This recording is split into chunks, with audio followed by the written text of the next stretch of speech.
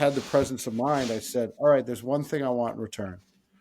I want to go to a Ranger game with an Anastasia. It can be Ernie, because I don't want to force myself on Trey. So it can be Ernie, and I know Ernie goes to Ranger games a lot. Yeah. But I would like to go to a Ranger game with an Anastasia. And sure enough, in the playoffs that year, as the Rangers were advancing, Trey started texting me like Ranger reactions to games, and this was for me. This was there could not have been a more And then we went to a game, and every employee at the Garden knows him. Yeah, watching him interact with all the Garden staff was just such a unique thing, and they were all just so happy to see him, and it was like, and it's like so. I mean, this was a crazy life experience. To experience for one evening to experience just be. I was like, I truly the greatest. That's the greatest show ever. What's up, folks? Welcome back to the Best Show Ever podcast, the podcast where I interview people about the best shows they have ever seen in their lives. I'm your host, Cam Herdt, and we are back with another episode this week. We're kind of rolling again. We're getting episodes out. I got one episode for you this week with someone who is just an incredible conversation. Could have talked to him all day long. He's got stories forever. But today I got to chat with Andy Bernstein from a multitude of different things. If you are a Phish fan, especially if you are a Phish fan from the 90s, you remember the Pharmer's Almanacs and the volumes of those that came out along with just Phish lore. This was like some of the first fan-made humor and comedy and writing. They put those into the Almanacs. Those were very, very popular books. You can still get them today. Look them up. Obviously spelled with a PH, Pharmer's Almanac. Andy was the author of those with some buddies of his, and that led him into just an incredible career working alongside live music with a really important initiatives like HeadCount that he founded in the early 2000s, again with a couple other co-founders. But he is someone who really took what he saw in the live music scene as a resource of, like-minded people getting together. Maybe they're not so like-minded, but either way, we got to register these people to vote. And so HeadCount was massively instrumental, still massively instrumental in the live music scene of getting people registered to vote at festivals, music events, tours of all kinds. And so Andy is instrumental in making that happen. And nowadays, he finds himself as the president of the board of directors over at the Divided Sky Foundation, something that we get to talk about a little bit at the end of the episode, the work that he's doing with Divided Sky and the concerts that are going on through Trey that are benefiting this place and what is actually going on over at Divided Sky in Ludlow, Vermont. What is it? Is it open? Are they doing stuff? They are. Andy's talking about the work that's getting done over there right now, and it sounds fantastic. And so just such a excellent guy to chat with about all these different areas of the music scene that he's touched, but also just an awesome fan of music. This is a guy who's coming off of Gizz Europe tour, like right when we're talking. I think he got home like the day before, and he was at the Royal Albert Hall orchestra shows as well as some of the rave shows for Gizz. And so we talk about his fandom back in the late 90s and early 90s of Phish and what grew into a Disco Biscuits fandom. That's been kind of like a theme on the show recently with Andy Gadiel and Benji Eisen. And now, we got Andy Bernstein on here. He called that the murderer's row of early Disco Biscuits fans. So we talk about the Biscuits on here and his relationship to those guys a little bit. This is just a fantastic episode, guys. I hope you enjoy it. There's a couple other episodes that are already out in this season if you missed them. Right now we got one, like I said, out with Benji Eisen. Fantastic episode where he talks about his life seeing Phish in the 90s. I mean, another just great take of, if you're a Phish fan, excellent stories. And then we also got one out with my buddy Andrew Sachs and his partner Maddie Schroeder, and they're talking about the sobriety that they've been kind of working on over the last year. So those are the 3 episodes that are out right now. Check those out of the new variety. You can check out all of the other episodes on all 4 seasons of the podcast on YouTube right now. You can find all the new episodes on YouTube right now. Everything else is on Apple Music, and I've been really trying to like get this podcast off of Spotify just because I don't want you guys listening to, weird ads about ice and shit while you're listening to the Best Show Ever podcast. And so that's enough intro out of me. I hope you're enjoying these new episodes. I hope you enjoyed this conversation with Andy Bernstein of Divided Sky, HeadCount, and the Pharmer's Almanac, and much more. But first, here's a little bit of music from Loom.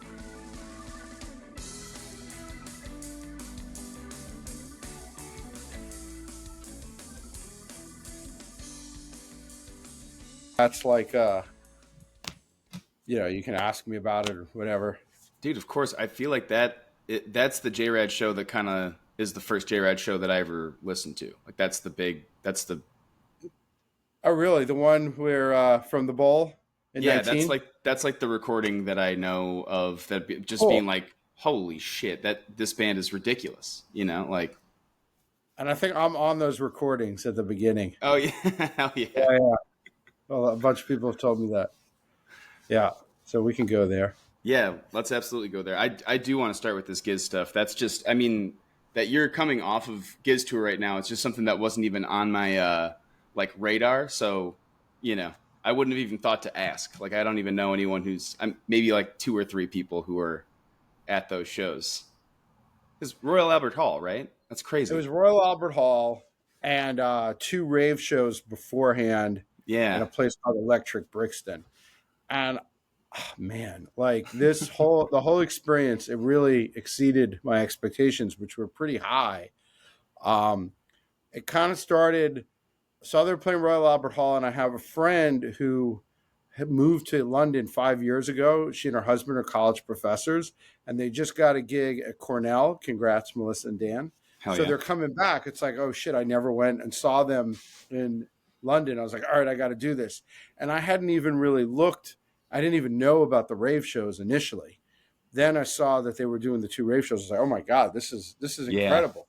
But for me, Royal Albert Hall, like, I'm a classic rock guy, and like, dude, that's a shrine, that's a bucket list thing. And I just was like, all right, what better way to do it than go see Gizz and stay with a friend who lives in London and all that. So these rave shows, holy shit. Like, so Gizz, for those who don't know, most people probably know that King Gizzard plays every kind of genre, and they experiment and they put out a lot of albums and they go in different directions. Well, 2 years ago, they put out an electronic album, and then they started playing on stage with this like table contraption that's all these sequencers. They call it Nathan. And right. I don't know what the hell they're doing, but they're making electronic music. And they would do like 4 songs and songs off that album. And then I think last summer they did one entire show like that in San Francisco. And then this year they started. Got to brag on that. So okay. Made it to that one. And that was just, blew my mind, man. Like, I've seen it on YouTube. And so I got to meet Joey Walker this summer, and he told me, he said they're going to do like 10 or 20 electronic albums, and anybody else you'd think that's hyperbole, but with Gizz you never know. And he said that Stu McKenzie, like Joey is an electronic music like fan and maker and all that. Yeah. Stu knew nothing, and he said that now Stu knows more about electronic music than anybody he's ever met, more of the instruments, the creating of it.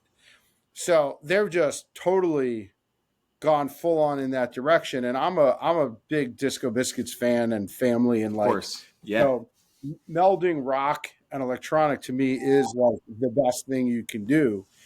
And I mean, Gizz is like sick. Like they played songs, but they're doing it all on this contraption with live drums.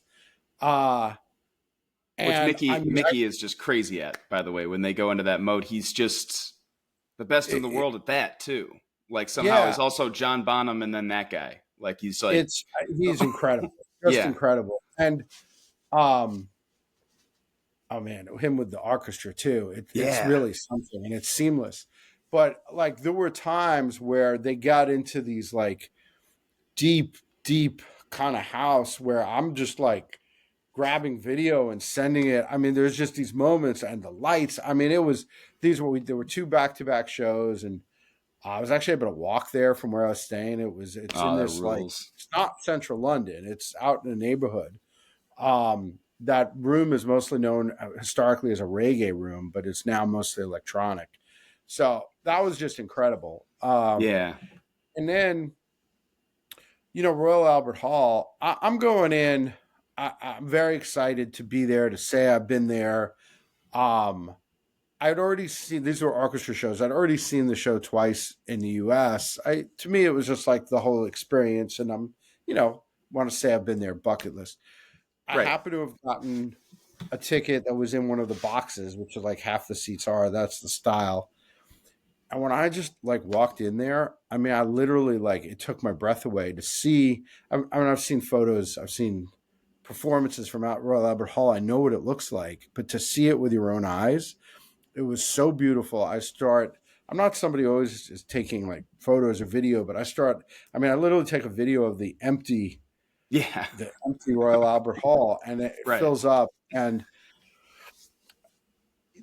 to be able to really see the orchestra, like see what they're playing and hear it, which I couldn't do at the two U.S. shows, just the Yeah, way those venues were. I was just too far away, and at the both tennis stadiums. I, you really, and the sound was perfect. I mean, it was like just perfect sound.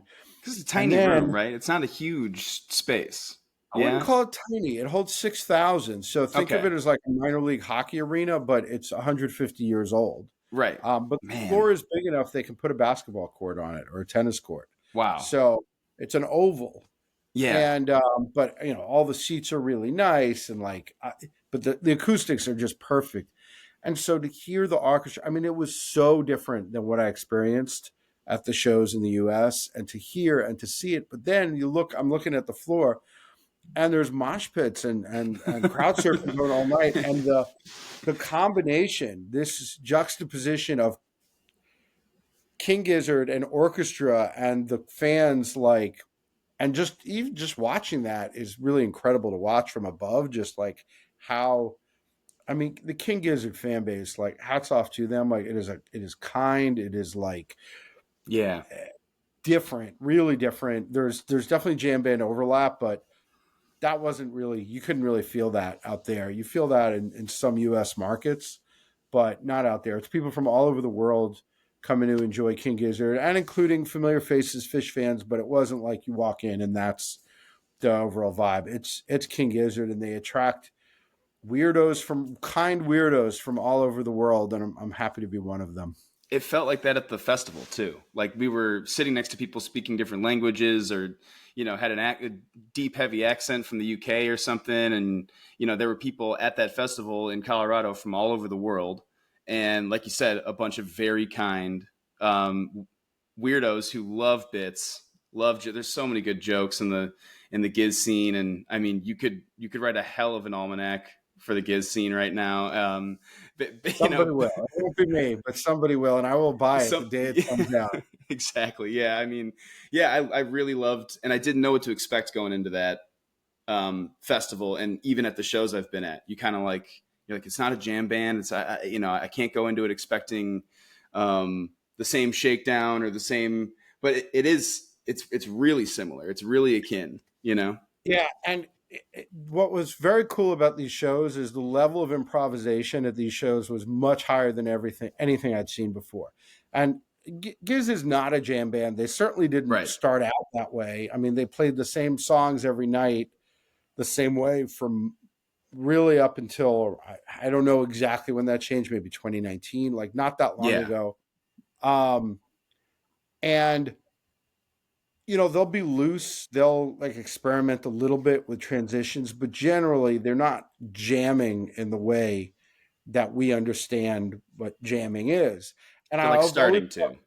They're like they're getting there. You can, Yeah. and there's no reason they're not going to. And I mean, they've done entire albums that are improvised music, like Laminated Denim, Yeah. which for any jam band who's like oh, I got to start with King Gizzard. Where do I start? Laminated Denim is a great album to start. It's 2 songs that were played in between shows at Red Rocks, and they're both exactly 15 minutes long and exactly 60 beats per minute. Mm. Second, it like and anyway, but it's all like noodly guitar, and they're great songs. So if you want to know where to start with King Gizzard, I often say Laminated Denim. Well, anyway, Great at suggestion. these Yeah. shows, the improvisation was off the hook. So the rave shows were a lot. I mean, those songs are really stretched out, and they're kind of figuring them out as they're going. And then, especially the second night, the segues between the songs were long. They were like minutes of segues of them just really kind of fucking around.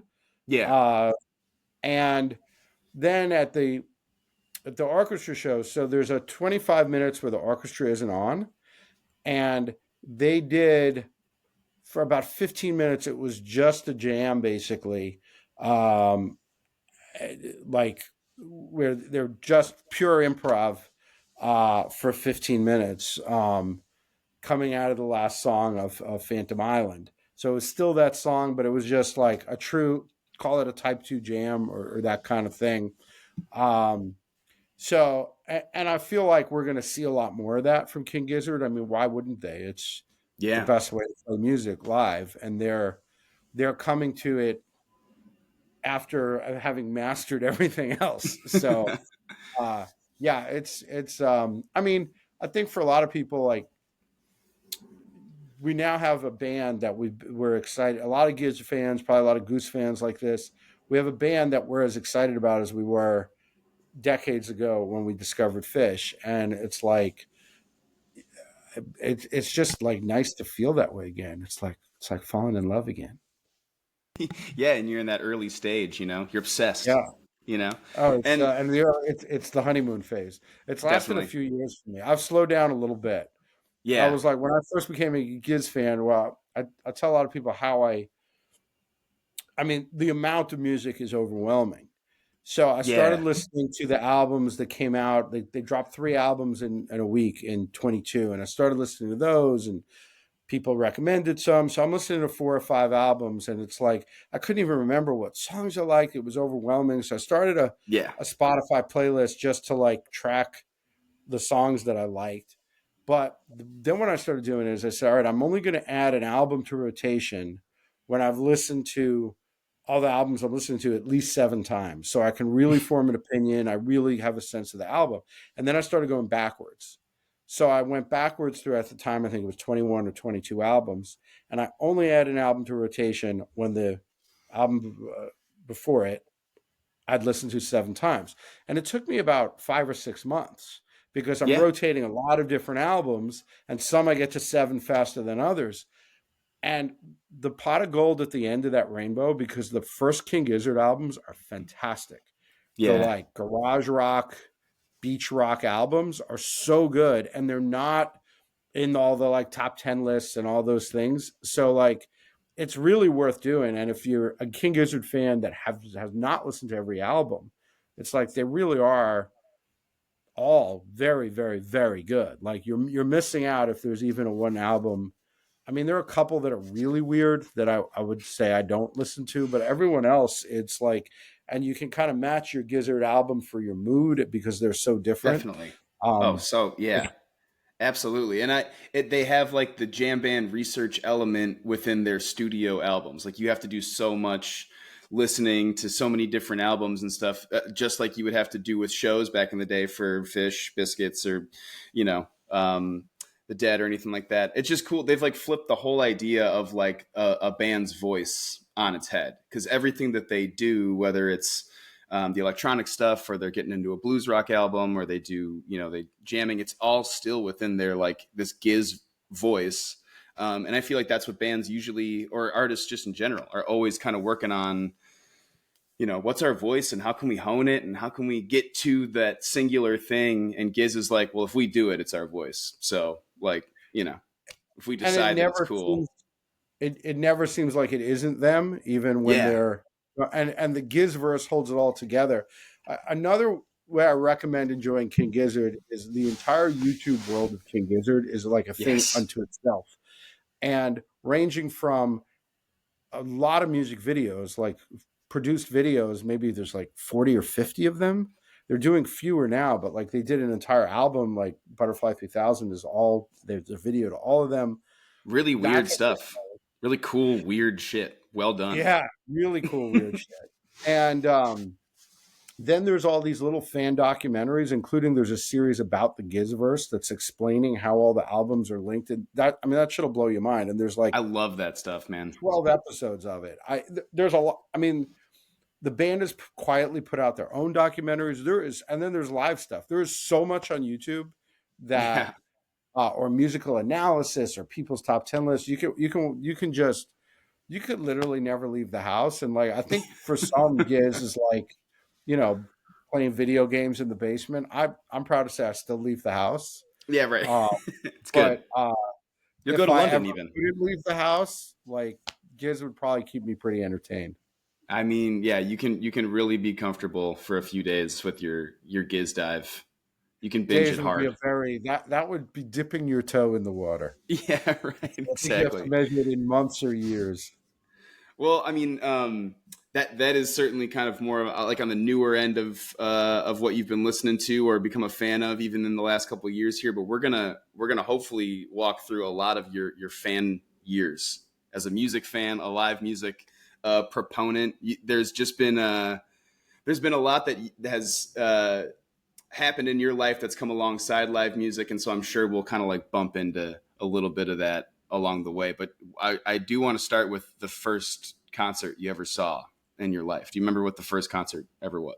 So I have a great first concert story. So my family, they were fans of Dr. Demento, which is a novelty DJ. So this is in the 80s. And my mom got us tickets to see Dr. Demento opening up for Weird Al Yankovic. And Whoa. so and we were like, we had like front row at the Beacon Theater. I would think I was in eighth grade, and we went to see Weird Al. I'd never seen a rock concert, and I thought right away I thought it was so cool. I remember it so well. They were playing "I Lost on Jeopardy," and like the whole band looks so cool wearing sunglasses. And right as I'm realizing like, wow, this is it. I look at my dad, and my dad is holding his ears shut and like in a panic, and he looks at us and goes, "Let's leave."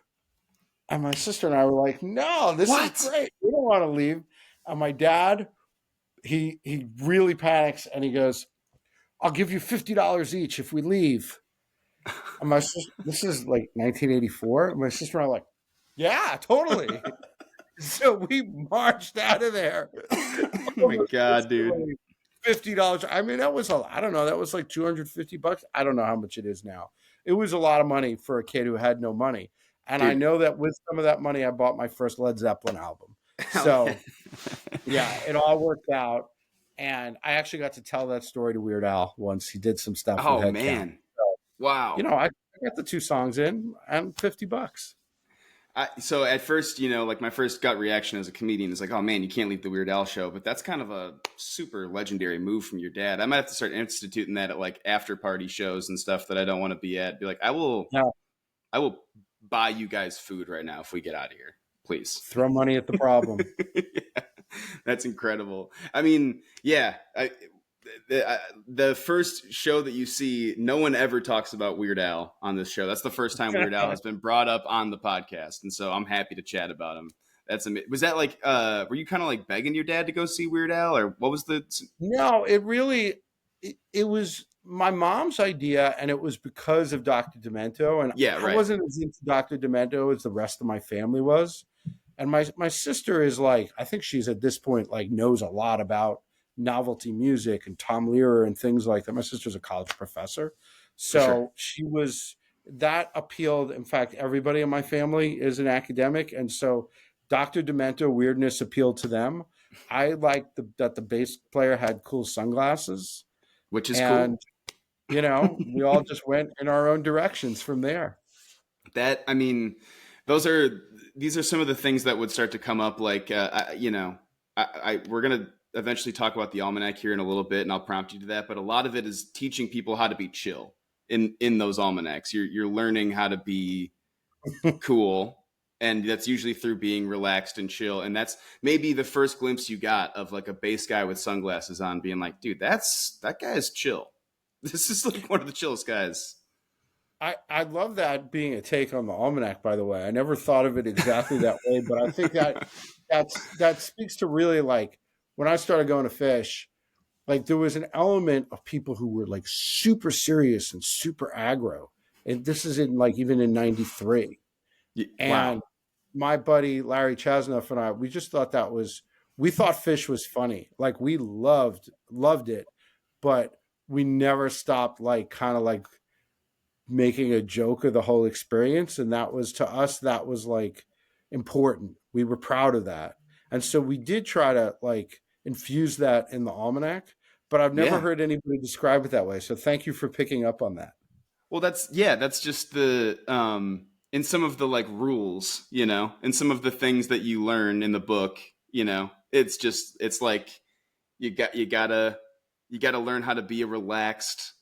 You gotta learn how to like talk to police relaxed, or like if you're like if don't brag about like the things that you're doing, you just live the fuck, like it's like a those were usually like the lessons in there and stuff, and that's still I mean, I don't know how much you know my stuff, but that's what I find funny about Phish fans too, is just how fucking serious or even almost like a little like elitist you can get about like the silliest fucking band in my opinion. Yeah. I love that they're funny. Like that's my favorite part of it, is that it's hilarious. It's really a hilarious experience.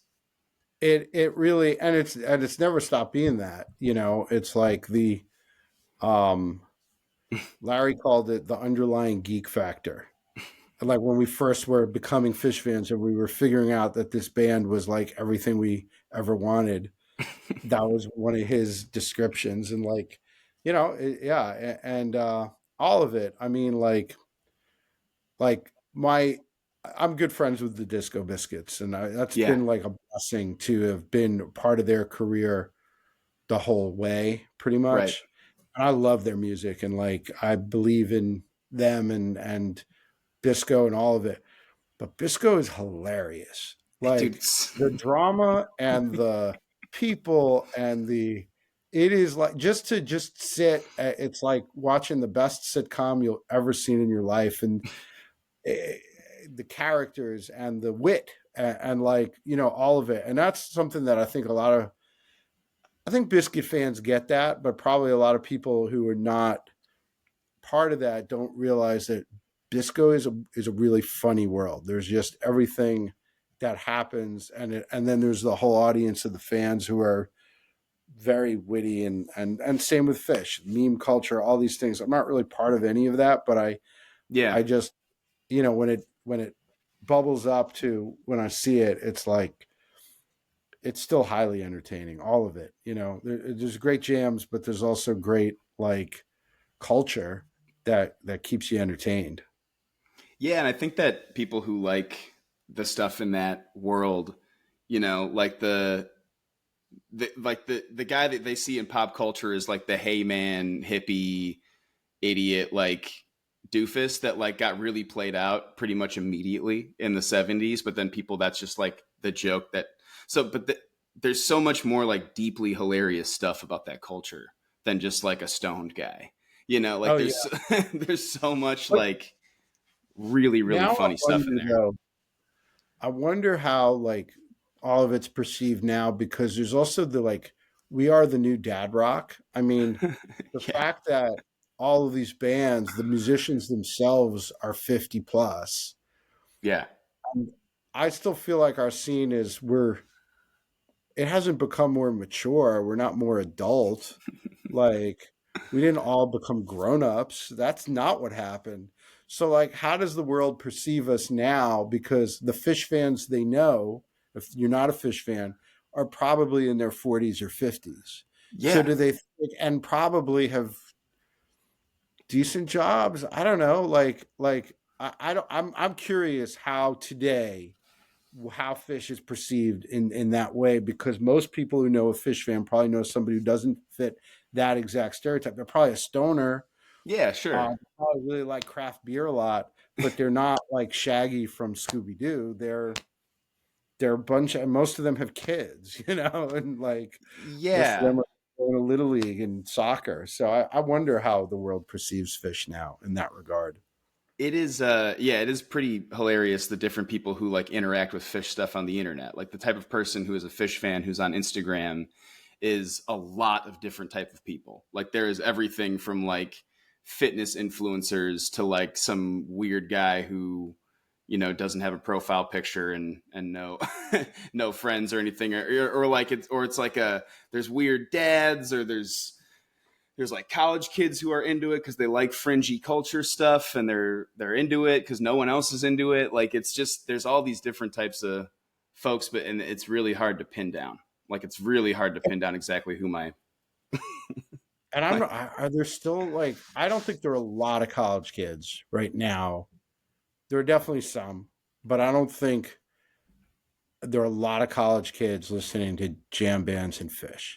And I hope I'm wrong about that. But I've sort of picked up on that a few times. At HeadCount, we learned something the hard way. We did a free tour with Jim James. yeah. This was such a cool thing we did. And it was Jim and his team's idea. And we went around to colleges, and Jim performed. And then we had candidates, both Republicans and Democrats, come and talk and take questions from college students. And we had other acts in it. Jim brought in Cam Franklin of the Suffers, and uh, good little lineup. And we were really, really excited to be doing it. And we get to the first school in Texas, and we walk into an auditorium, and there's just like nobody there. There's like 8 kids there. And we're like, was it advertised? What's going on? Like, what happened? It's a free show. And we realized there's nobody in this college of Texas had ever heard of Jim James. Like Man. we're in a bubble, everybody I know loves My Morning Jacket. And I didn't think that everybody I know was like college students in Texas, but I sort of had that assumption that, well, there's a pocket of people everywhere, and they'll bring their friends. It's fun, it's free. And the music we had wasn't just that kind of music, and we figured like free show. And we just learned, and we did 6 shows, and we kind of figured out what to do and learned how to change it up. And Jim was great, and the shows were great, but for me it was a lesson learned the hard way. Of It's like, just because I live in New York City, and I worked out of the Relics offices where the HeadCount office was, and it was very multi-generational, and I'm surrounded by people of every age who loves this music. That's my bubble. That is not Yeah. the real world. New So York and I don't Texas know are two different places for sure. That is I sure hope they are. they really are. And I think that I mean, we've talked about this on the show a little bit in the past, but it's just, there's a difference in like how popular things get now, and things can be a lot more siloed. There's obviously so much more. Yeah. There's a ton of different offerings for entertainment, but there's also, you're just when you set up little algorithms for yourself and all these apps that you use, it really silos your shit. You can really kind of live in one lane for a long time. And so, yeah, there's just, people don't get as famous. Like I was just talking about this, about like remember the old like Eddie Murphy Delirious bit?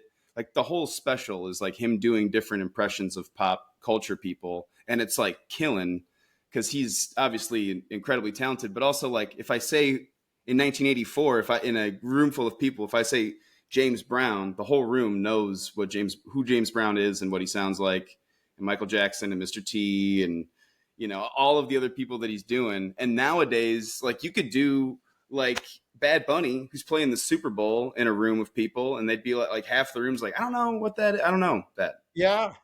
And now, and with Delirious also, every person I knew every word to Delirious. Like Yeah. I'm not going to try to do Eddie Murphy right now, but Sure, fair. I want to very badly. I know every I want line you of to. what you're talking about. But here's something interesting. Right now there are more stadium tours than ever. There are more artists that can play, and it kind of goes against I mean, what you said, I think, is what we all understand is the big change. And if you read the Lefsetz letter, it talks about it a lot. But Yeah, here, yeah, out of nowhere, there are more artists than ever that can fill stadiums, and they're in different genres. It's Zach Bryan, it's The Weeknd, um, even the Lumineers can fill a stadium. Like, there's a yeah. lot of different bands that have gotten to that level. So it's like, just when you think everything makes sense, nothing makes sense.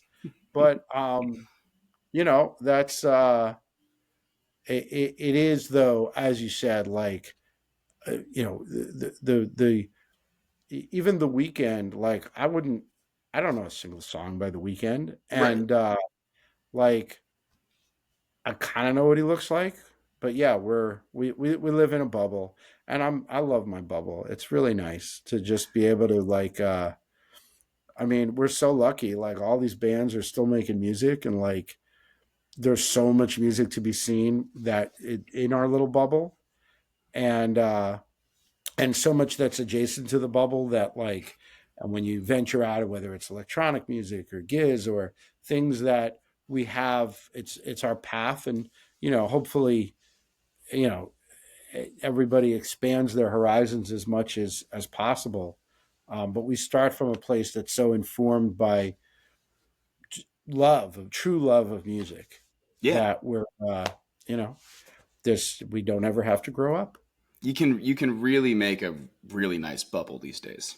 You really can. But you can also leave your head pretty far jammed up your jam band ass for a long time if you want to. You don't ever have to leave. You can Yeah. not grow. But there's just so much good music, and there's a lot of really good touring stuff right now. It's this weird, like, it is the golden age of music. It's not the golden age of music, like, all the time. Like, and we talk about that with touring acts all the time. Are there like, maybe not the best show you ever saw in your life, but are there some honorable mention shows that you'd be, remiss if you didn't bring them up on the Um. podcast Well, here? certainly, I got to say that this experience of Royal Albert Hall was up there with Man, Gizz. hell yeah. Um. But when I think of, like, the best shows I've ever seen, I there are a couple that are really random. When I was a teenager, I went and saw Sting at a hockey arena in Portland, Maine. I was a camp counselor, and it was like the weekend off. And it was a GA show. This is funny. It was originally going to be at the ballpark in Old Orchard Beach, and the town shut it down at the last second because they didn't want the element that Sting would bring out. Which Because is I mean, it was teenagers, actually. It was like yeah, kids yeah. who, like, the synchronicity. I mean, it's just so funny.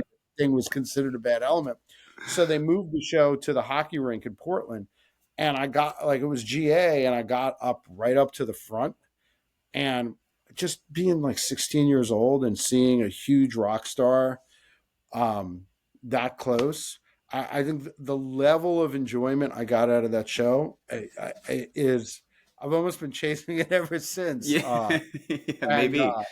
the but some of for me, there really is a best Phish show, and it really is 12/31/95. Like, Man, to me, fuck. 12/31/95 is nothing has ever. There are the single best performances ever of so many songs are in that show. The Gym, the Drowned, the Mics, the Weekapog, and when I experienced that show, I I didn't, I was straight on in the back, and we used to be the green seats at Madison Square Garden, the 300s, looking straight at the stage. And every second of that show, I, like, knew it was happening. I knew we were hearing the best show ever. Oh And man. it up, like, 30 years later, I still think it's the best show ever. So that's Is there one. was that your first New Year's? Had you done a Fish New Year's? I did. My first was 93 in Worcester. Okay. Yeah, yeah. And so this is a huge step up. Madison Square Garden when you're going to see a show in there. I mean, Yeah, and I'm a big Ranger fan. Like, it's all. I mean, I went to that first one in '94 that they played, and the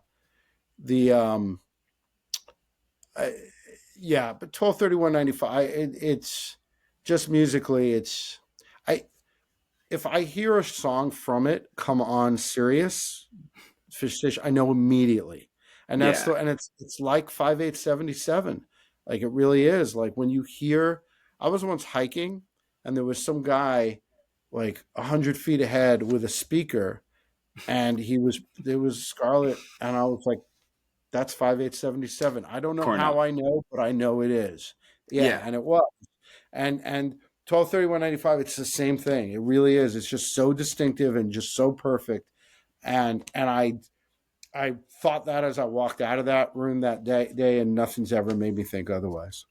Did it still at that time feel crazy to be seeing Phish in Madison Square Garden on New Year's? Did that feel like, how the hell are we fucking doing this? Because it's the second year that it happens, you know? I mean, it was it that was when the Farmer's Almanac came out in the fall of '95. So Yeah. that is the height of my Phish fandom and belief that Phish could like be a path in life. Like I mean, we just had this stapled together book filled with typos of the first volume. Um, but we believed that this was going to be like, we believed we were going to sell a gazillion books and we were going to make it better and better and we were going to grow with the band. And we honestly, at that stage, thought the band would get to like 3 levels up from that. We just, Yeah. thought Phish was the greatest thing that had ever been made by humankind. And it was just, the garden was just a stepping stone. Um, Honestly, I think that's what we thought. And my co-author Lockhart Steele, who is a very brilliant and very accomplished person, Locke always like. I remember talking to Locke once about the other jam bands, and like we thought, me and Larry Chasnoff, and we were trying to start like a business. Like Farmers Almanac was just going to be one thing, and we were like, we want to work with Mo. Mo is going to be huge. They're going to be in arenas too, and I love Mo. And I don't Yeah. think I was wrong to love Mo, but they did not get to that level. But Locke at the time, he goes, I just think Phish is like a generational talent. It's not like there's just like someone else is going to come along and do what Phish Yeah. does. Like, and he used that phrase, generational talent. And when he said that, I was like, oh, that does sound kind of convincing when you put it that way. And I think that has been, that obviously is the case, and it took another 30 years for a band playing this kind of music, or a few artists playing this kind of music, to get to that level. So um yes, it was mind-blowing, but it wasn't surprising. Like that's what we Yeah. thought was happening. And by the next year, Clifford Ball, Phish was never, I mean, Clifford Ball was still, I guess New Year's '99 had more people, but Clifford Ball really was, in a lot of ways, the height of Phish's popularity, because Mm. that's when a lot of newbies were coming in, a lot of people who didn't stick around. So you had 60, 70,000 people in Plattsburgh, New York that next summer. And that's what was happening then. So Phish playing the Garden, yeah, that felt very, it Yeah. wasn't like, we can't believe how big they are. We're like, this is our band. Our band is the greatest band in the world, and they're playing the greatest shows.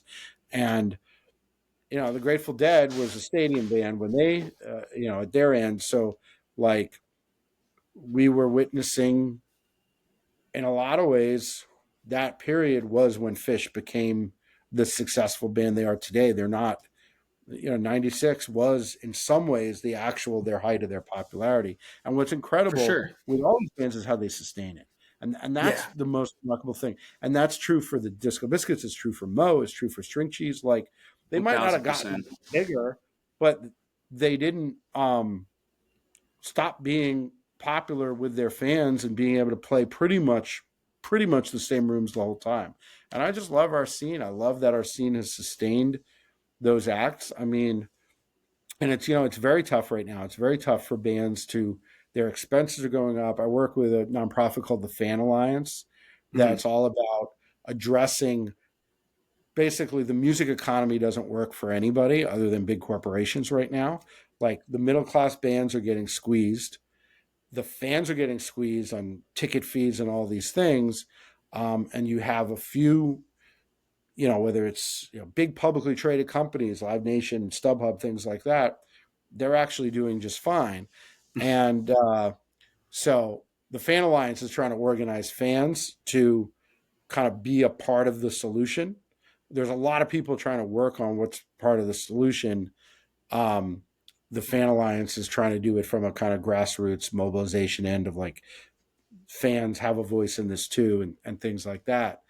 Um, so it's not easy. Like it's not easy what these bands do and do to entertain us. And if you're not at that, if you're not playing to 3,000 people, you're you have to make a lot of good decisions to earn a living, and there aren't that many bands that consistently play to 3,000 people. So hats off to all of the incredible artists who make podcasts like this possible, because we're very blessed that we have so many, and that we as a community have been able to sustain their careers, Yeah.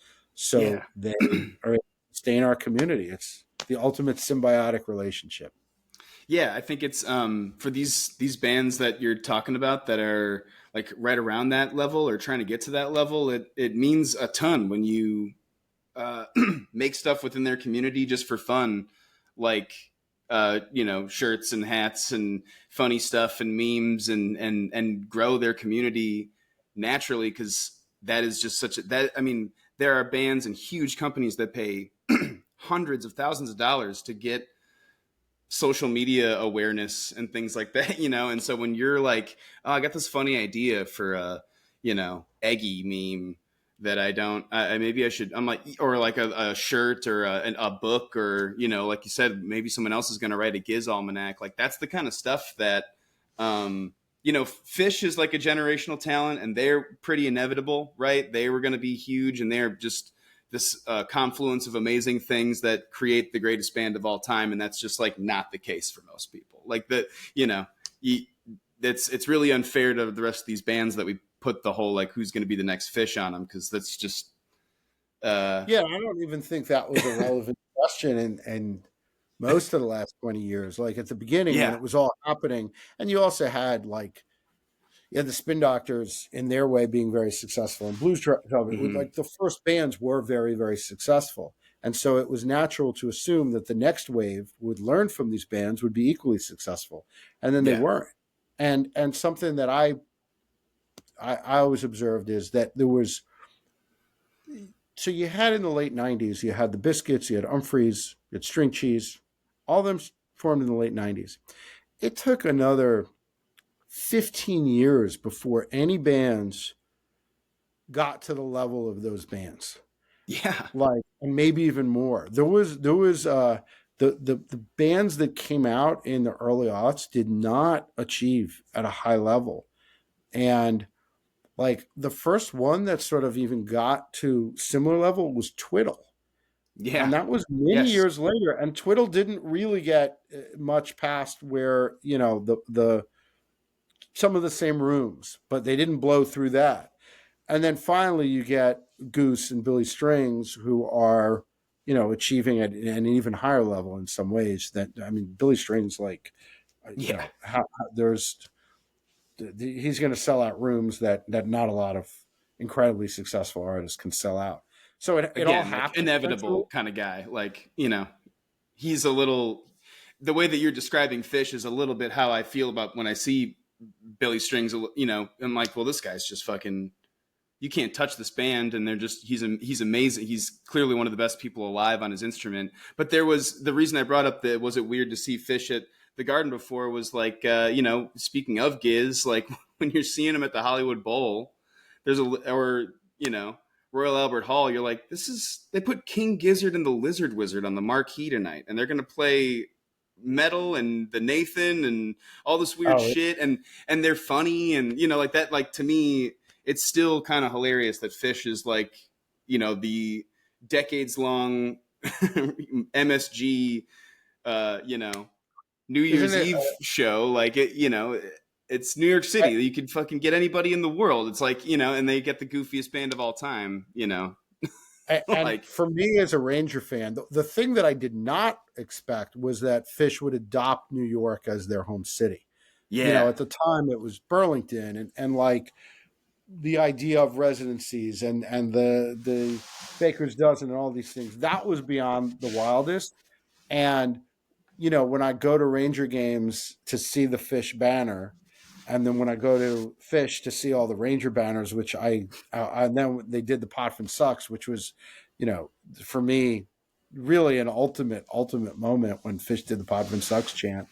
Yeah. and I'll like I'll I had an experience in the last couple of years that was the greatest experience that I could imagine as a human. Is that I went to a Ranger game with Trey, Holy and this shit, dude. is the what happens. I was asked to be on the board of the Divided Sky Foundation based on my years with HeadCount, and Right. Patrick George, who's Trey's manager, was on the board of HeadCount and kind of made all that happen. I was like, oh, yeah, of course I'll be on the board.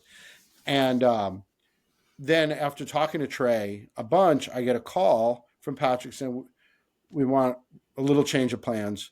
We want you to be the president of the board. And which I did not expect. I am not in recovery myself, so I really did not expect to be. It was such an honor. Yeah, of But I course. didn't just say, this is such an honor. I had the presence of mind. I said, all right, there's one thing I want in return. I want to go to a Ranger game with an Anastasia. It can be Ernie, because I didn't want to force myself on Trey. So it can be Ernie, and I know Ernie goes to Ranger games a lot. Yeah, yeah. But I would like to go to a Ranger game with an Anastasia. And sure enough, in the playoffs that year, uh, as the No Rangers way, were man. advancing, Trey started texting me like Ranger like reactions to games, and this was for me. This was there Ugh, could not have been a more yeah. And then we went sweet. to a game, and it was the last game of the season. Actually, they lost, and then they lost the next one on the road. And man, like I mean, I this isn't something I didn't like. Oh, I'm going to talk about this, but I don't know. I felt like sharing because it Yeah, of was course. so freaking cool, and man, and he's just the best. And one thing I'll share from that experience is when he walked in the kind of VIP entrance of the Garden, every employee at the Garden knows him. Um, and Hell they yeah. all stop him, and he stopped and talked to every single one, and as if he knew them as well as like, how are you? Man. And whether or not he really knew them or he just knows it's important to do that, and he's so kind with him, just with he knows how much joy he brings to people, and he do- he does that, and Yeah. watching him interact with all the Garden staff was just such a unique thing, and they were all just so happy to see him, and it was like, and it's like so. I mean, this was a crazy life experience, and Peter Shapiro joined us, and Peter Shapiro is tight with the Dolan family, and Charlie Dolan is in talk, so we find ourselves like we're in the Dolan like bunker at the Garden, and I mean, it's like this is a real life experience that is happening. I'm in a playoff game. Charles Insane, dude. James Dolan is like cursing about the Rangers captain Jacob Trouba, who did end up getting traded that offseason. Um, and like, and you feel that like Phish is as much the home team as the Rangers. Like in the little bar they have in the bunker, there were like Phish cups. Like it's like Man. it's like wow, Phish is like the hockey version of the Rangers. It's like that, and to experience for one evening to experience just be, I was like I truly the greatest.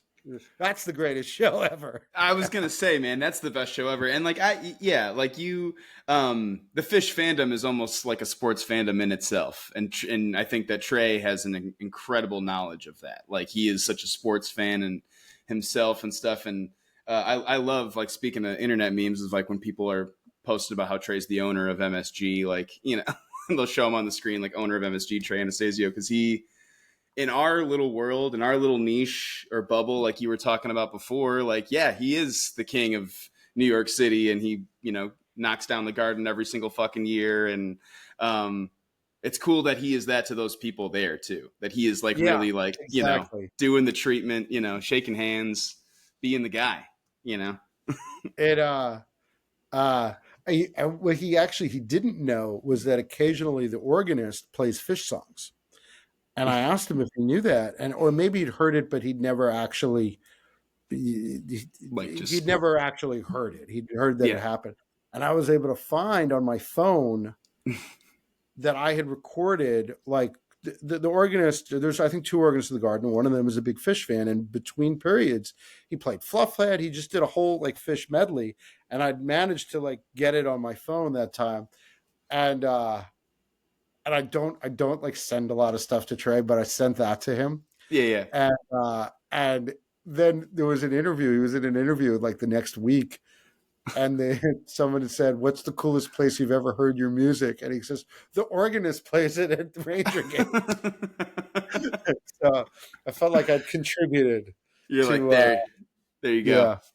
yeah, Showing you the internet. Yeah, dude, that's amazing. And the Phish sports fan, melding is like a separate 2-hour podcast that we could fucking go on. I mean, it is a whole like that is they're so in tandem. And especially that is, hockey. yeah, I feel like especially with hockey hockey. is the Yeah, jam band of sports. It's like the niche. It's the best, and it's it's funny. ridiculed and misunderstood. All of it. Yeah. Yeah, it's understated, but it's also like hilarious and over the top sometimes. Yeah, there's people missing teeth. Yeah, it's great. Dude, this has been fantastic. Thank you so much for uh, doing the show and chatting with me about everything you've got going on. Do you have anything coming up that you want to like plug? Anything that you're working on right now that you want people to know about? Oh, sure. Thank you. Yeah. Well, Divided Sky is the beneficiary of the Trey shows at the Beacon. It's the fifth anniversary of the Beacon Jams, which is really how Divided Sky got started. Was Trey sharing the idea, raising money, fans donated over $1 million, and that's how Divided Sky came to be. So now Trey's coming back, doing 3 shows. There's a live stream that will get announced soon. I think everybody's going to be really, really pleased. And it's all a benefit for Divided Sky, and most important to me is that we want to tell the story of what happened over the last 5 years. Like fans donated money, just hey, this sounds like a great idea. It's Trey. It's COVID, of course, Yeah, and we haven't really, I think, unless people are really in paying a lot of attention, we haven't really shared what happened. I think people know that it's open. We're in Vermont, Ludlow, Vermont. That's probably the extent of what most Phish fans know. And what I've had the joy of experiencing as board president is watching it really come together in the last year and a half. We went from having almost no guests at the beginning to, as of today, I think we have 35 guests in Ludlow, and we're doing things that are really unique. It's more of a holistic approach to recovery. It's not medical. It's not where you go to get drugs out of your body. You come to Divided Sky once you're medically stable and ready to learn about the 12 steps and really work on sobriety and understand like the root causes. And it's such a joyful place. It emphasizes like outdoors and forest bathing and it's really effective. Like 95% of people, or more than 95% of people who, when people are discharged, they're asked, would you recommend this to a friend or loved one? And over 95% of people say yes. wow. And it's also very affordable. It's like a quarter the cost of like what people think of as rehab. So I want the world to know that. I Yeah, think that is stuff that people don't really know. So we're hoping that through the live stream, we're going to like be able to tell that story. And that's been really exciting to work on and figuring out how to do that. And mostly it's just going to be an incredible concert with Trey right. bringing back, Of course. well, I don't know what he said publicly, so I'll just say I know it's going to be incredible. There's going to be a live stream. There's going to be plenty of ways to support Divided Sky. I mean, I am really truly blessed to be doing this now at this stage of my career. I'm a volunteer for Divided Sky. I'm the board president. I do other consulting work is how I pay the bills now. But since leaving HeadCount to go and do something that is just so positive and so meaningful, and means I got to go to Ranger game with Trey. I'm just the luckiest guy in the world, Yeah, man. and I'm not above still being in awe. I'm like, it's Yeah. great to collaborate, but it's also great to sometimes be like, yeah, there's nothing cooler and nothing I'd want more in life than to have had that experience. And I'm just so grateful and so grateful to all the people who've supported all the different endeavors, from HeadCount to Divided Sky to Pharmer's Almanac. And I'm so glad we got to do this, man. This has been a blast. Yeah, it's just such an honor to talk with you, man. There's so much that you have done within your career, your many careers that you've had here that um, is inspiring and cool work. And that, yeah, people should know what's going on, especially what's going on right now with Divided Sky. I think that people know that stuff is cooking up there in Ludlow, but I don't know if they know exactly how far along everything is. So yeah, hopefully they Yeah. learn a little bit. Ultimately, what I want to happen is that when people are in trouble or they have a friend who's in trouble, they feel comfortable saying, "Hey, have you thought about Divided Sky?" or picking up the phone and calling it themselves. Because I mean, that's a really hard conversation, and that's a really hard moment of life Yeah, to know you need help. And for many people, they've also tried other places and things like that. And I think of it as Divided Sky. It's not scary. It's like it's a place of laughter, literally. Like I've been there, and every time I'm there, I'm struck by what you hear. The sounds are of people having fun and community. And so what I want to have happen is for people to know that when when you're at a point or someone you love is at that point where they really need help, there's actually like a really cool place to go. And yeah. it came out of the mind of Trey Anastasio and all the people around him. So I just think it's just an amazing thing to be a part of. And I'm hoping with these live streams, it's a little more in just in the everyday kind of lexicon of our community that we have this resource.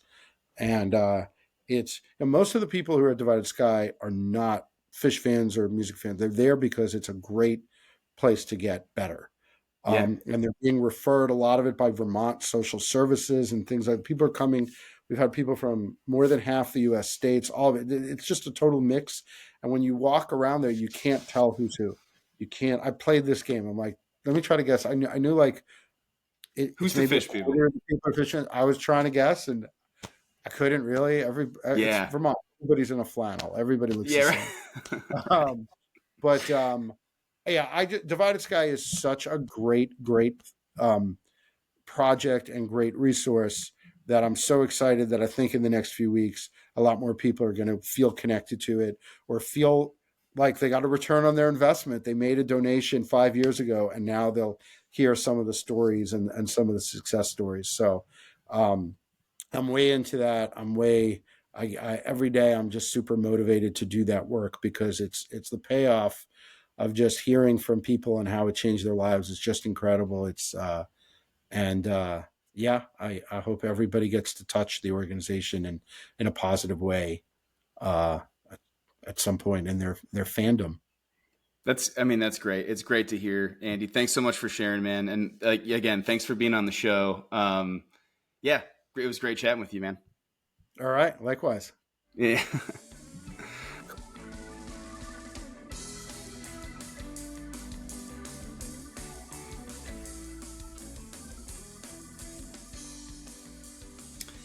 All right, so that was my conversation with Andy. Man, there are so many things that we didn't even get to touch on. In the beginning of that episode, he's got the Joe Russo poster behind him from the Brooklyn Bowl in like 2018 or 2019. We didn't even get to talk about that show. He said that's a great story. We didn't. There's just so much that Andy has been involved in and been around in his life, and obviously he is just up to some of the coolest shit possible right now through Divided Sky. And so, if you're checking out those Trey shows, if you're checking out the run, know that you're helping out Andy and all of the effort that's going in to Divided Sky with all the people working up there. I hope you guys enjoyed this one. Like I said, there's some other episodes out right now that you can absolutely check out. There's 4 seasons worth of episodes and interviews that I've done with a bunch of different people in the jam band scene. I hope you guys find those and enjoy those as well. And until next time, guys, have a great show.